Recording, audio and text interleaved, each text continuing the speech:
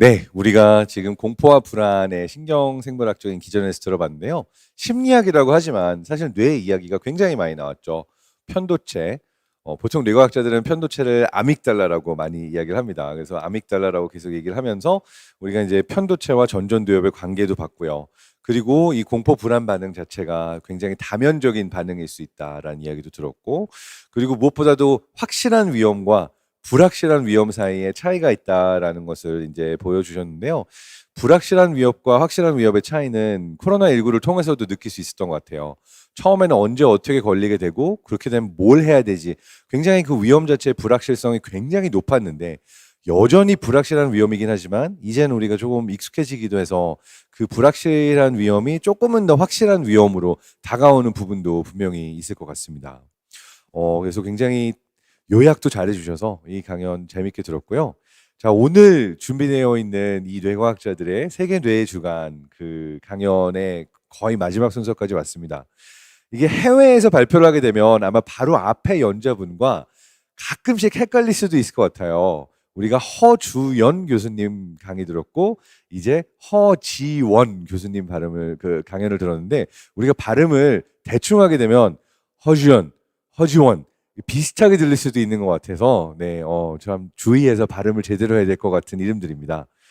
그리고 조금 또 이번에 조금 더 재미를 이렇게 늘리기 위해서 소개를 이렇게 해드리려고 하는데요. 다음 강연을 해주실 허지원 교수님도 그 고려대학교 심리학과 교수님이세요. 근데 이제 우리나라에서 아무래도 우리가 좀 재밌게 싸움을 붙여보려고 하면 항상 연고전, 고연전으로 가잖아요.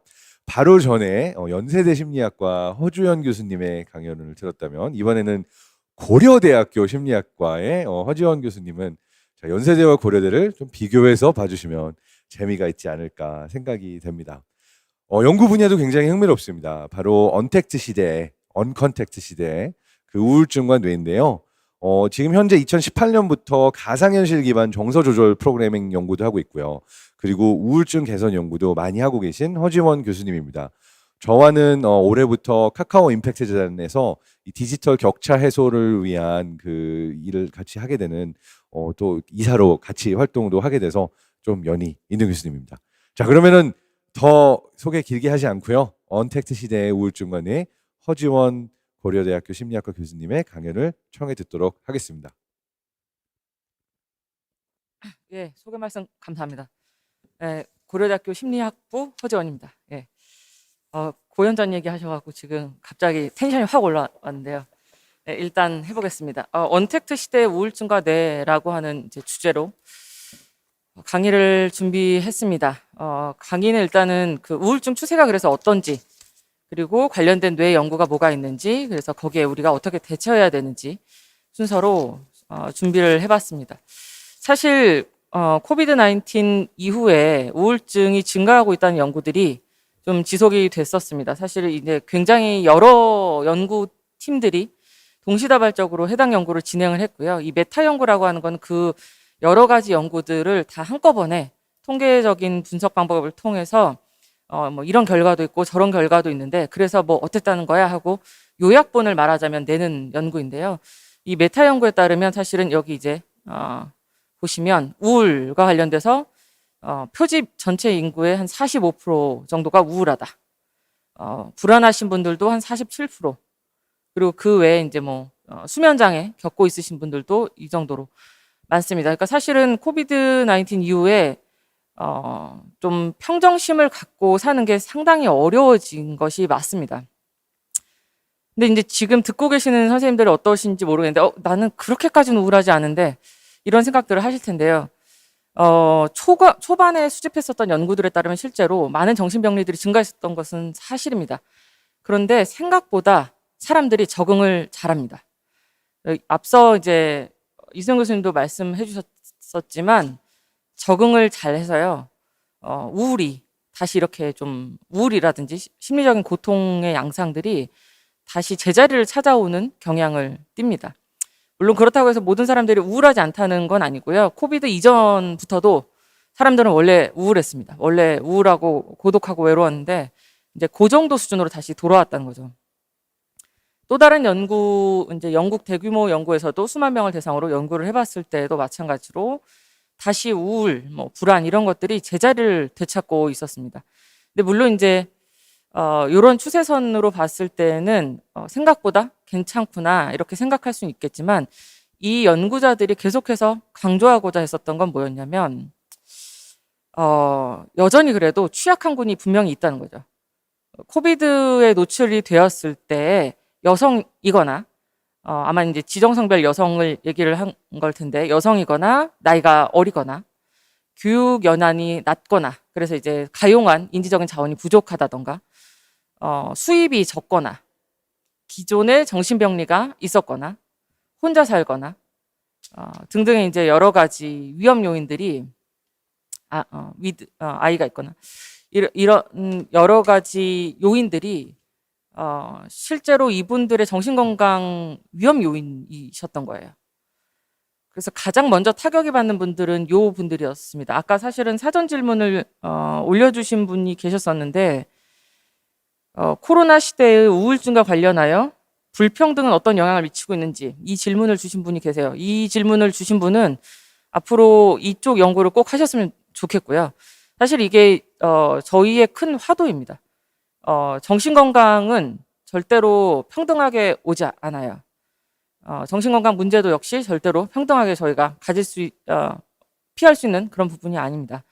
실제로 여기서 보시면 우리가 전형적으로 얘기하고 있었던 사회적 약자분들이 실제로 정신건강 문제에 노출되고 있다는 걸 이제 확인할 수 있을 거예요. 그래서 이 연구자들은 우리가 단순히 우울이 이전 상태로 돌아왔다 이걸 강조하려고 하는 게 아니라 이걸 반면교사로 삼아서 이 다음번에 이런 거대한 타격이 위험이 있을 때 그 사회의 안전망이 어디로 향해 하는지에 대해서 얘기를 하고 있습니다. 일단 그러면 우울하지 않다는 거냐? 우리가 그렇진 않고요. 인간은 원래 우울합니다. 인생이 고통으로 가득 차 있기 때문에 그렇습니다. 마스크로 가려져 있어서 제 표정이 안 보이는 게 다행인데 진지하게 말씀드리고 있고요. 그래서 사실은 뇌 영상학적인 연구가 맨 처음에 시작됐을 당시에 너무나 많은 연구자들은 일단 우울 혹은 불안에 대해서 연구하기 시작했습니다. 그래서 많은 연구들이 쏟아졌어요. 이건 이제 다시 말씀드리면 무슨 말씀이냐면 연구 방법이 체계가 많이 잡혀져 있지 않은 상태에서 많은 연구자들이 우울에 대한 연구를 지속을 했어요. 사실은 MRI 연구 같은 경우에는 25명 정도는 이제 20명에서 25명 정도씩은 뇌 촬영을 해야 그나마 신뢰로운 연구 결과 나올 수 있는데 사실 우울과 관련된 연구들 선생님들이 나중에 훑어보시면 8명, 9명, 12명, 15명을 대상으로 연구들이 진행이 된 것이 많습니다. 이 말씀을 드리는 이유는 지금까지도 사실은 너무나 엎치락 뒤치락하는 결과들이 많다는 거죠. 그럼에도 불구하고 좀 끊임없이 요거는 확실해 하고 일관되게 나오는 결과가 있습니다. 그게 이제 일단 뇌 구조와 관련돼서는 해마일 수 있습니다. 해마라고 하는 구조를 아까 이제 설명을 들으셨기 때문에 해마에 대해서는 구체적으로 설명을 드리지 않겠고요. 근데 이 해마의 부피가 줄어들어 있다는 연구 결과들이 계속해서 지속이 되어 오고 있었고 이 연구 같은 경우에는 그 뇌 MRI 촬영의 해상도를 완전히 이제 높이려고 노력을 하고 있는 그 그룹들이 세븐테슬라 MRI 기계를 가지고 또 우울하신 분들을 대상으로 뇌를 스캔을 해봤죠. 그랬더니 역시 해마가 이제 줄어들어 있었다는 겁니다. 특히 우울의 경험이 많으면 많을수록 이 해마가 자꾸 줄어들어요. 부피 자체가, 그러니까 하드웨어 자체가 자꾸 줄어드는 거죠. 다행히 이제 항우울제를 잘 쓰시거나 아니면 ECT라고 이제 얘기하는 전기경련요법을 쓰시면 이 해마의 부피가 조금씩 또 늘어납니다. 그리고 이제 뇌 구조만 말씀을 드렸지만 실제로 그 기능은 어떠냐? 기능도 자꾸 떨어져 있다는 거예요. 근데 이게 무슨 이야기냐? 해마는 아까 말씀 들으셨겠지만 기억과 관련되어 있는 영역이고요. 이 기억은 예를 들어서 이런 것도 해당이 됩니다. 내가 어떤 일을 했는데 이게 꽤 나한테 재미가 있네. 그럼 이 시도를 또 해봐야지. 내가 이런 것들을 했을 때 피드백이 괜찮네. 그러면 내가 이 칭찬을 받아들여야지 하면서 즐거워하기도 하고요. 그게 이제 보상학습인데요. 나한테 뭔가 보상적인 일들, 나한테 기쁨을 주는 일들 이런 것들을 학습해 나갈 때 해마가 열심히 이제 일을 하게 되거든요. 그런데 이제 이 해마 자체가 줄어들어 있으면 보상학습을 잘 하지를 못해요. 다른 사람들이 칭찬을 하거나 아니면 내가 재미를 느끼거나 하는 여러 가지 일들이 학습이 될 법도 한데 다시 리셋되고 다시 리셋되기 때문에 인생이 아주 그렇게 재미있게 느껴지지 않겠죠.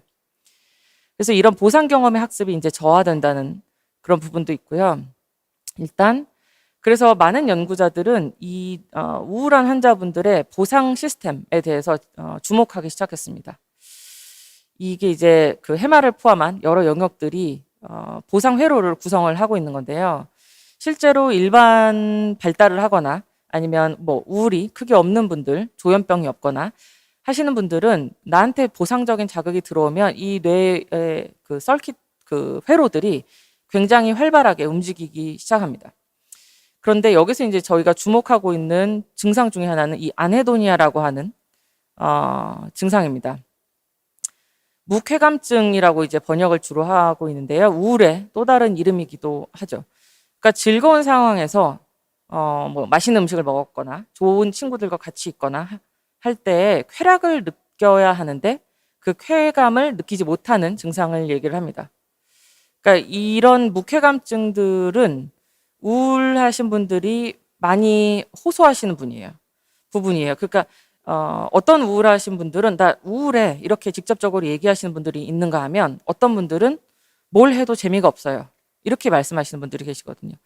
그게 이제 굉장히 주요한 증상으로 저희는 보고 있습니다.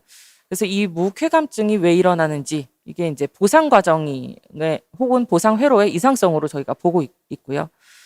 아까 말씀드렸듯이 해마에 위축이 있는 경우라면 보상학습이 충분히 이루어지지 않기 때문에 매일매일이 나를 일으키는, 나를 재밌게 만드는 그 활동을 찾는 게 참 어렵습니다.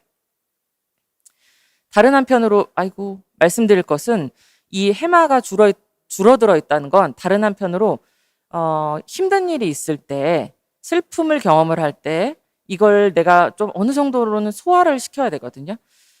그렇게까지는 힘들지 않아 라든지 이건 나한테 좀 꽤 의미가 있는 실패일 거야 라든지 이런 인지적인 처리를 좀 해줘야 되는데 역시 하드웨어 자체가 줄어들어 있기 때문에 이게 좀 어려울 수 있습니다. 우울증에 저희가 접근을 할 때 아론백이라고 하는 그 몇 개월 전 타계하신 그 정신의학 쪽에 이제 대가이신 분은 우울증을 이런 식으로 설정을 했어요. 그리고 이 모델에 따라서 저희가 심리치료도 많이 진행을 하고 있는데요.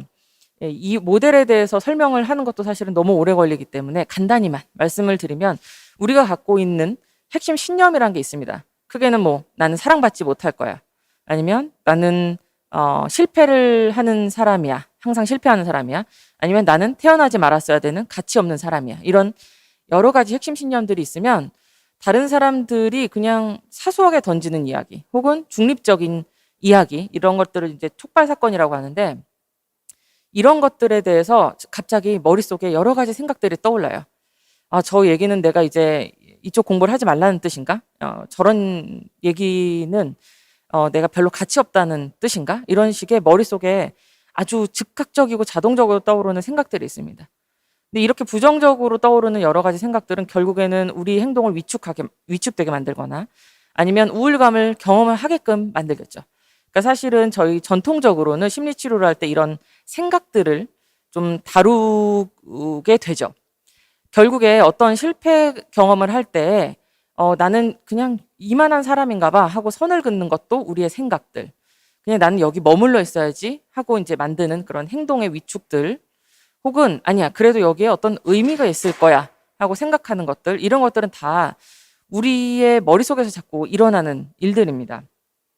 근데 이런 그 사고의 전환들 이런 것들은 저희가 심리 치료를 할 때는 아주 체계적인 방법으로 집요하게 매우 어렵지만 숙제를 계속해서 드리면서 그 사고를 저희가 조금 조절해 나갑니다. 그게 이제 인지적인 처리라고 부르는 방법이기도 하고요.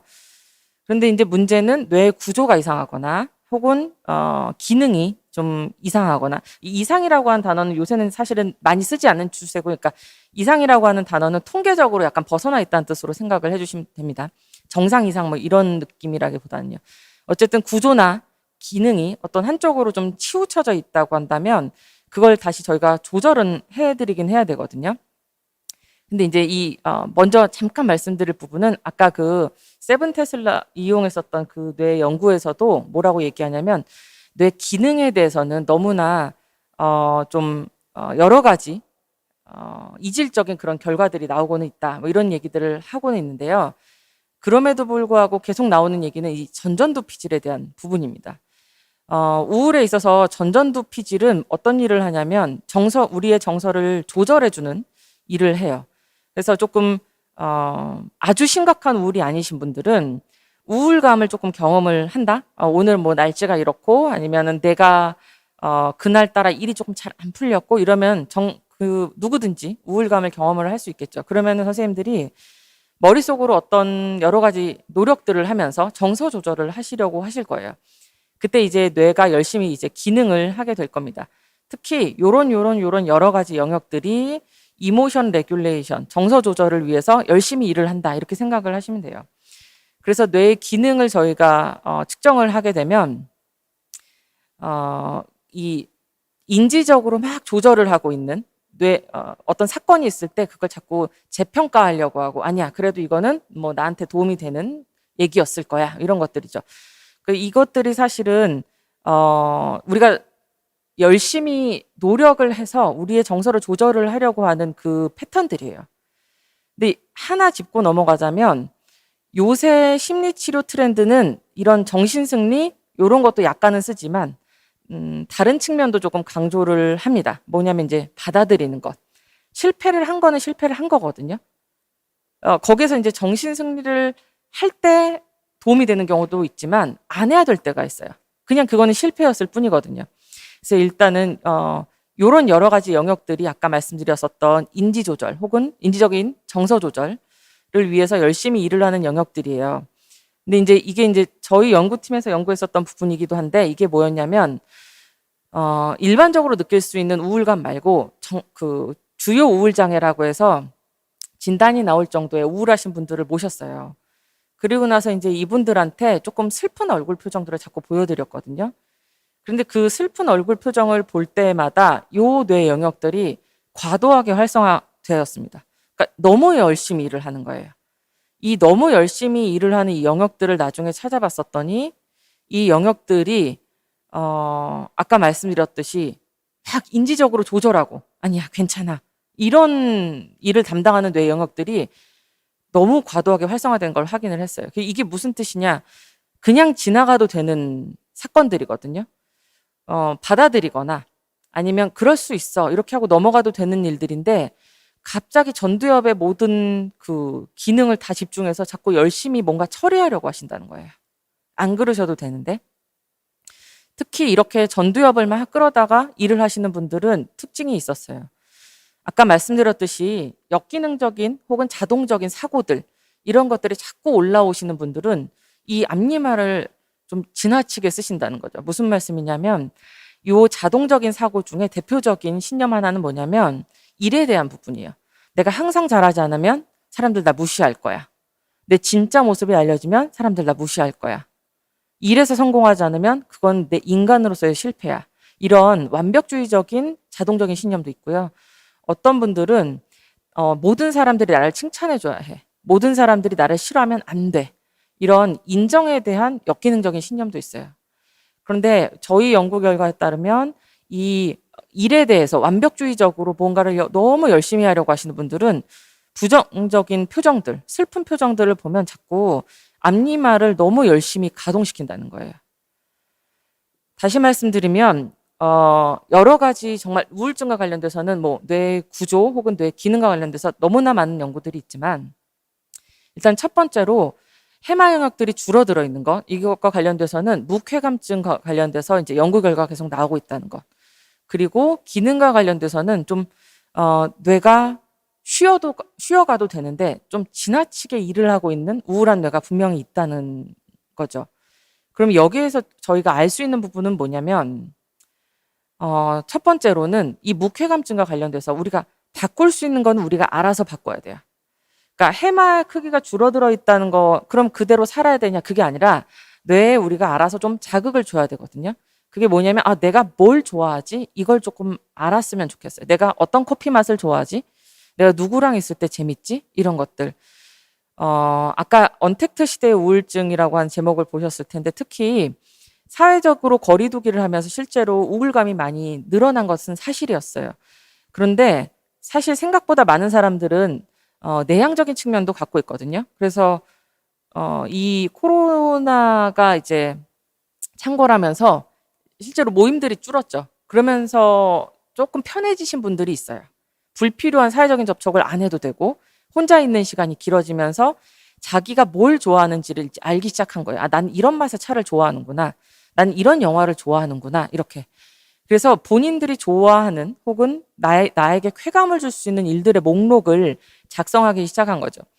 이런 것들을 통해서 나에게 즐거움을 계속 줘서 뇌의 배선을 바꾸는 노력들 혹은 히포캠퍼스의 볼륨을 늘리는 노력들 이런 것들이 좀 동반됐으면 좋겠고요. 다른 한편으로는 힘들 때는 힘들어 하셔야 되거든요. 그러니까 내가 갖고 있는 우울감, 불안감, 외로움이나 고독감 이런 것들을 모두 다 없애야 한다.